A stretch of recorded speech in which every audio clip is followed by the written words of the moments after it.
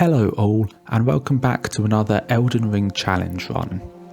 Last time I beat Elden Ring with only sorceries without restoring FP, which sounded quite restrictive but ended up having a lot of different ways to approach the game.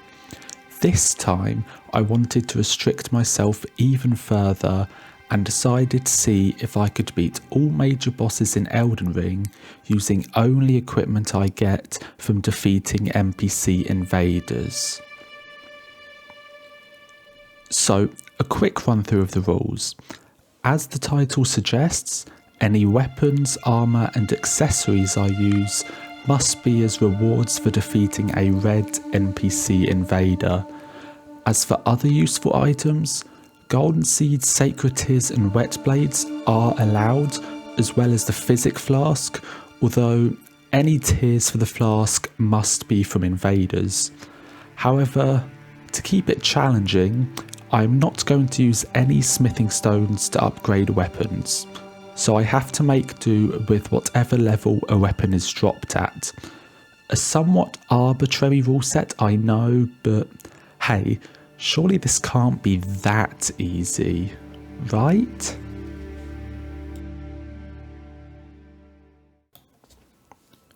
Before starting the game, we have to pick a class, which is basically irrelevant since I can't use any of its equipment, so I just went with the Vagabond for its balance of vigour, strength and dexterity.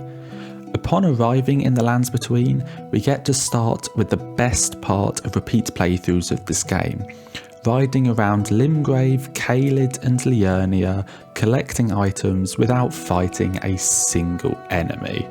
Standard boring stuff, although always remembering to stop by Millicent on the way. So, since I don't have a weapon yet, that seems like my number one priority right now. But with only my bare fists, any invader is going to take a very long time to kill.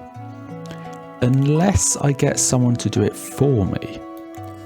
By going into the ravine near Murkwater Cave in Limgrave, you'll be invaded by Nereus, a bloody finger.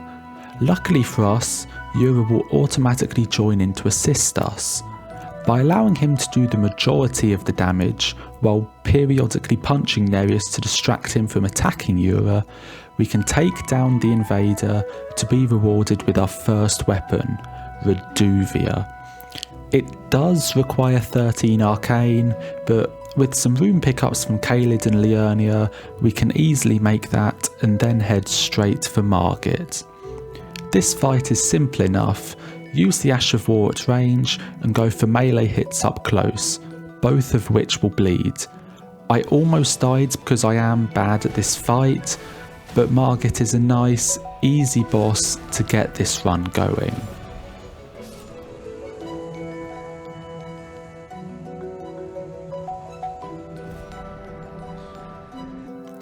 While Reduvia will be useful for bleeding enemies, for most encounters I'm going to want something with more range and damage.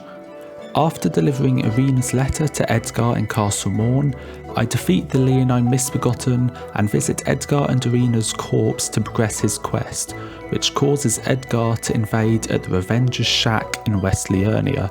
It's a bit of an annoying fight, but he drops the Banished Knight's Halberd +8 upon defeat, the highest upgrade weapon I can get this run. The only thing missing from my build currently is armour, so after getting the first half of the Haligtree medallion and returning to Roundtable Hold, I take care of Ensha and collect the Royal Remains set. I make a quick stop off at the Putrid Avatar in Dragonbarrow for the runes before going after my first demigod, Godric. By using the halberd for damage up close, before backing off and using Reduvia for bleed, we have a good indication of how this build will work.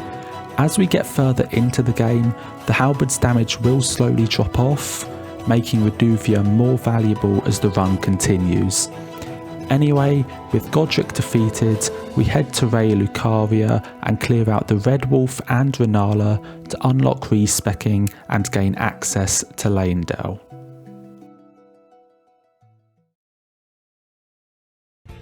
Before heading to the capital, however, there are some other bosses and items I want to clean up, the first of which being the continuation of Yura's questline. I help him defeat the assassin in Raya Lucaria before getting destroyed by Eleonora. After more tries than I'd like to admit, Eleonora goes down and I collect the Purifying Crystal tier, which will come in handy for a certain someone a bit later. I headed up to the entrance to Lanedale and got slapped by a Draconic Tree Sentinel. I quickly got my revenge and made a detour to Caelid to go after Radahn for another remembrance. At this point, I infused my halberd to give it better scaling with my current stats. I mean, the Ash of War came with the weapon, so I think this still counts as Invader weapons only, but feel free to disagree. Anyway, after the pain last run that was no summons, hitless Radahn, I decided to relieve myself and summon the squad for the raid boss. Even as early as Radahn, I'm noticing a drop off in my damage output, which I can't really do anything about since the weapon is stuck at +8. Nonetheless, the summons helped a lot for this fight, and the Star Scourge went down, opening up the path to Nokron. As always, the easiest boss in the run is myself, and the moose wasn't much hard. Did I actually just die to Ancestor Spirit? Let's pretend that didn't happen, and so I beat it on my first try after it spent 5 years teleporting around the arena. I feel like trying to beat the Valiant Gargoyles right now is a pretty bad idea, so to Lanedale we go. Ghost 3 can't be bled, so smacking him with a halberd it is. This fight was a mix of me being nervous how little damage I was doing, and being surprised that I was still doing as much as I was. Godfrey has a really nice rhythm to it, and so avoiding damage while getting consistent hits meant the fight didn't take that long, and with the ghost down I moved on to Morgott. I was pretty confident going into this encounter, and it seems I had every right to be. I've actually done this boss before with the exact same equipment, so this felt very familiar.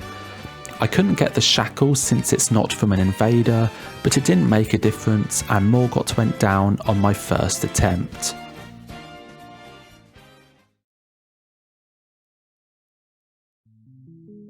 After passing through Forbidden Lands and heading up to the Giant's Grave Post, I collected some more sacred tears and dealt with Akina. I'm actually realising now just how many invaders drop bleed weapons.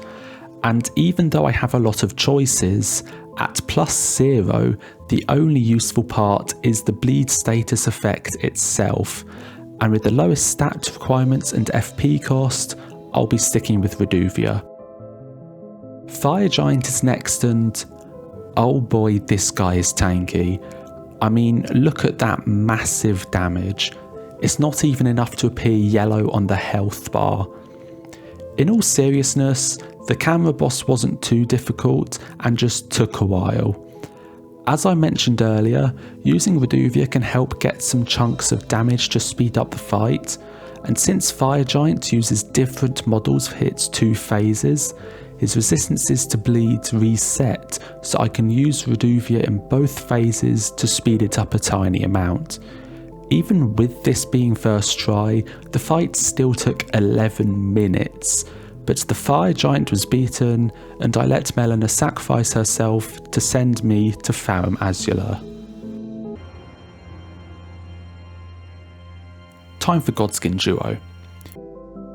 By this point in the run, my damage is dreadful and there's not much I can do about it, so I have to slog my way through these fights, playing almost flawlessly in order to win. But even that wasn't working and I couldn't get past the duo. Actually, I have a better idea. Since I am allowing myself to change weapon infusions using wet blades, I used the Glintstone wet blade from Raya Lucaria and gave my halberd a cold infusion. Now it would inflict enemies with frostbite, doing a percentage of their total HP, as well as increasing their damage taken for a period of time. With this, alongside my beloved Reduvia, the duo finally fell, and my reward was unlocking boss fights that didn't suck, like Malekith. I happened to find phase 2 easy in phase 1, so if I can just make it past the clergyman, I should be in the clear. Easier said than done. I mostly defaulted to jumping R2s as they maximised my single hit damage while still giving me a respectable recovery time. I made it to phase 2 with enough flasks remaining to get me through the remainder of the fight, and Malekith was defeated, unbinding the Rune of Death and giving me access to the end of the game. It's going to be a while before that, however, because now is a good time to go back and deal with some more major bosses whose free trial of living has expired. First, I got to the end of the Commander Nile fight and through. Wait, I beat Nile and completed the Haligtree medallion before heading to Mogwin for the Lord of Blood. Mog being weak to bleed doesn't make any sense, not that I'm complaining, and I can use the tear from Eleonora to negate his nihil damage. Doesn't stop the fight being needlessly difficult because, hey, Blood Flame everywhere. Like seriously, this boss would be incredible if you could just walk on the ground without taking damage. It also doesn't help that the fire builds bleed even when you're not standing in it. Even with these complications, I was able to pull through and defeat Mog before also clearing out the Gargoyles and Fear's champions before taking the coffin to Ainsel River to make my way to Estelle. I didn't bother trying to bleed Estelle due to its high mobility and settled for the jump R2s instead. I went back to Caria Manor for part of Rani's questline and... you know, it's crazy how fun this run is when you actually fight a boss with similar scaling to your weapon level. After Rani's fetch quest to retrieve the curse mark, I returned to Deeproot and entered the Deathbed Dream to take on Fortizax. Unlike the sorcery challenge, this fight wasn't over in 5 seconds, so I had to get good because I don't fight Fortizax that often. Took a lot of getting used to and a lot of forgetting about the lightning spawning on the ground beneath me, but I was able to take out Fortizax and collected the mending rune of the Death Prince before travelling back in time for Placidusax. You probably know the drill by now, however, Placidusax is incredibly resistant to bleed and frostbite, so this boss took forever. I also don't like the boss and I'm just bad at it in general, using up all my Crimson Flasks in the process, but with some lucky frostbite and a stagger close to the end, I was able to get through it and the Dragon Lord went down. Back to the Ashen Capital, and Gideon was just as easy as every other NPC in the game. Dodge his spells, trap him in a corner, and repeatedly walk into him with R1s. The constant attacking cancels every spellcast he tries, and I took him down without any issues before moving on to Horaloo. Another pretty straightforward fight, albeit with minimal damage, and it's a long, drawn-out affair, but I get him low and go in for the kill, and for fuck's sake, how was that not enough damage? I feel like I need just a tad more health, so I first went to Volcano Manor and took out the Godskin Noble before an elevator ride to the Fell Twins. Beating them lets me restore Morgoth's Great Rune, giving a 25% increase to maximum HP. With that, I went back to Horaloo and had enough health to take him out, opening up the final bosses in the process. There is still Malenia though, so a quick trip through Ordina and past Red. How do I keep doing this? I'm not quite sure how I've been able to throw so many fights when the boss is so close to death this run, but it means I get more practice on bosses, I guess? Anyway, down Elfile to Malenia. After a quick levelling spree, spending every rune I have to prepare for this boss, we get a not so subtle taste of how long this will take. Yeah, in combination with her heal on hit, this is going to be rough. Even worse, Malenia only uses a single model for her boss fight, so her bleed and frost resistances don't reset between phases, meaning I can either bleed phase 1 or 2, but not both.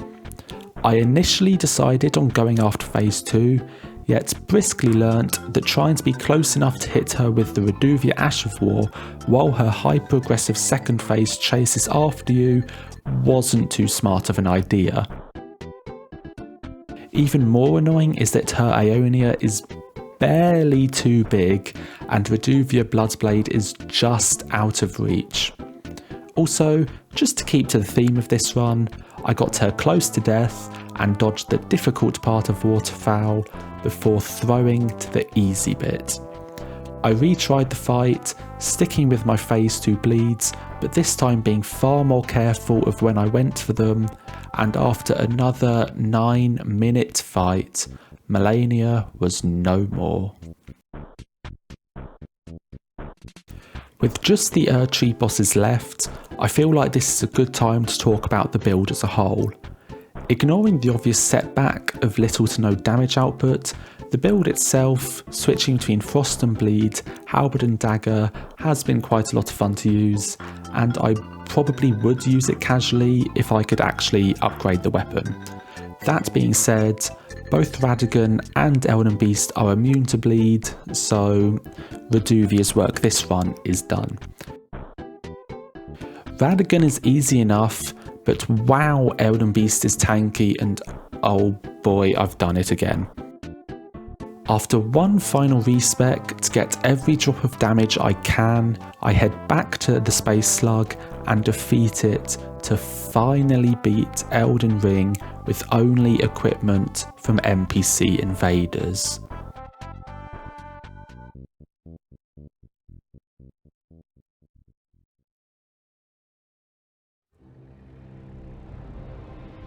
But wait, Rykard exists. Why haven't I killed Rykard?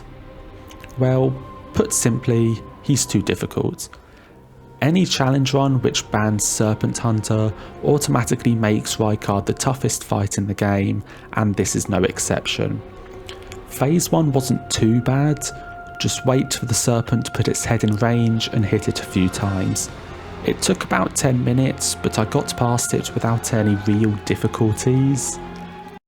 And then there was phase 2. You see, Rykard is surrounded by lava that constantly staggers you and does a small amount of damage. It is possible to get attacks off, including with Reduvia, which could bleed, but it was very easy to get stuck in a combo or have to run away when he does the Skulls attack. Could you beat him with this equipment? Probably yes, but I don't want to. So that's going to wrap this video up. A bit annoyed I couldn't beat every major boss, but I didn't want to be trying for hours. Thank you all for watching, and I'll see you next time. Have a good one.